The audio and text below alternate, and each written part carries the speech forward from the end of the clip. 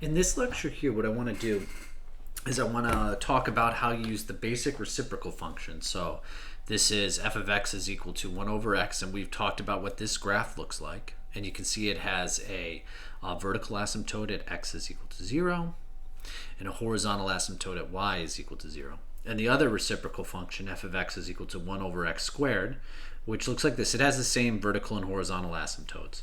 And show how you can graph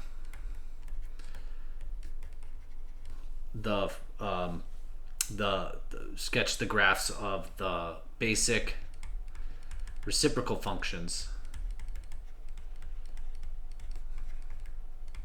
with transformations. So this will only work. This process will only work if you're going to sketch the graph of rational functions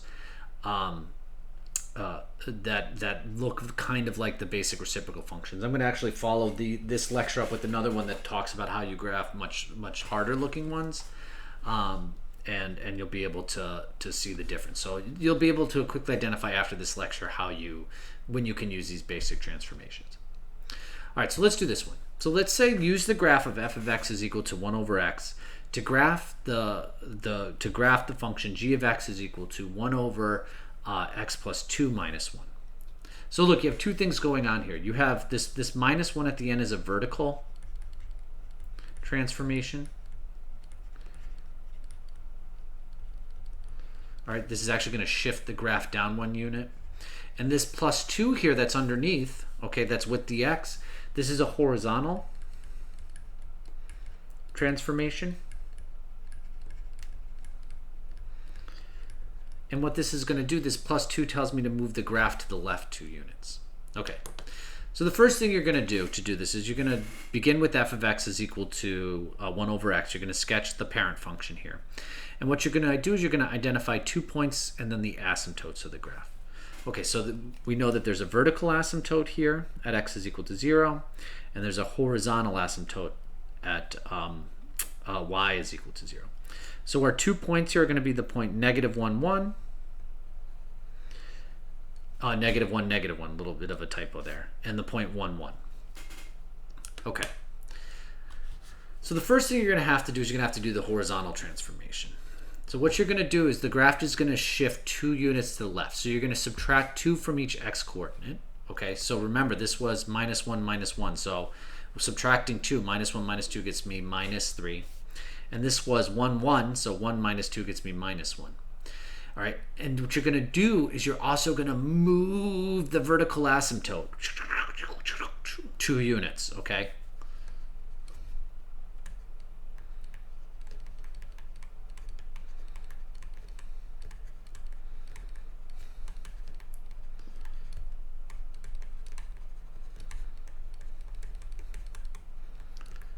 So that moves to the left 2 units as well. So you can see all you've done is you've shifted the graph 2 units to the left. So you can see in this kind of like reddish type color here is what the new graph looks like. And now the next thing you have to do, so we've done this part right here, the horizontal. So the last thing you have to do is the vertical shift. So the graph will shift 1 unit down. So what you're going to do is you're going to subtract 1 from each y coordinate. So the horizontal asymptote also moves down 1 unit.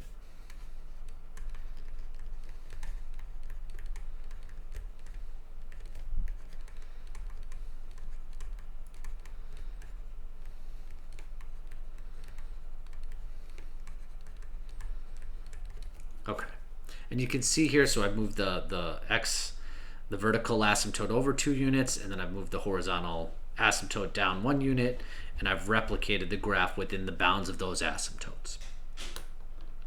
All right, so this was one that was built into the slide. Let me do one here by hand so you can kind of see what's going on here. Okay, so let's use f of x is equal to 1 over x squared, okay, to sketch this function, okay. H of x is equal to 1 over x minus 3 squared plus 2. All right, so I'm going to save this graph here, okay? to help me sketch the final piece here. Okay, so look, you have the vertical asymptote.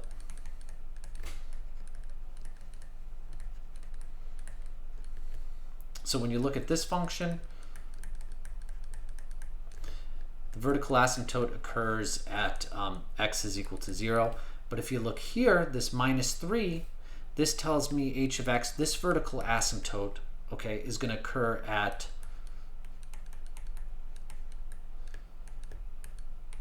x is equal to 3. So you know how this minus 3, this horizontal shift is moving everything over 3 units. So here's the new vertical asymptote. Now let's do the horizontal asymptote.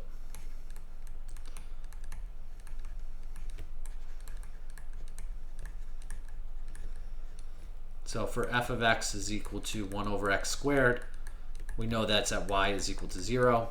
Now for this, what happened here, right? So now I have a vertical shift, so the graph is moving up 2 units. So now the horizontal asymptote is at y is equal to 2. And now look, this graph is going to go in, so going back just to look at the reciprocal functions here, it's going to go whoop, whoop. They're both up, they're both bounded going upward.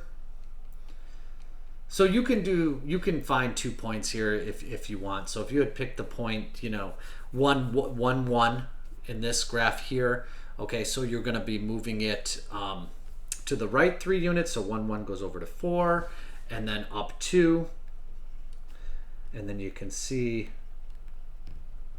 like this, and then you have the same thing on the flip side.